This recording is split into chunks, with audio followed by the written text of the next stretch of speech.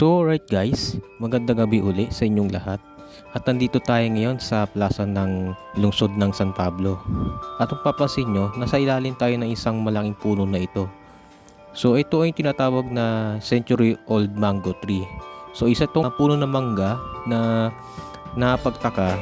Usually kasi nung ako ay pupunta dito or ilang beses na pumunta dito, ay napagtaka na bakit may puno ng mangga sa gitna ng kalsada.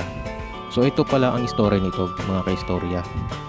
So ang puno ng mangga na ito ay almost before pa ng 1900s or malamang sa malamang ay panahon pa to ng mga Kastila nung ito ay umusbong pa sa lungsod ng San Pablo.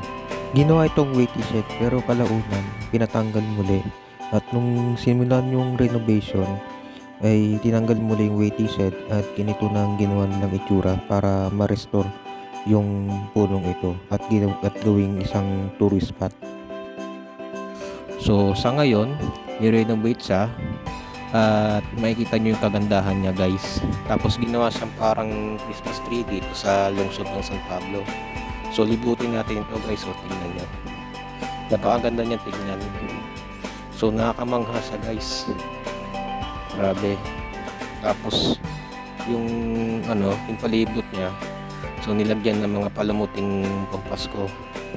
Halina't i-explore natin ang palibot ng punong ito. Tara, let's go!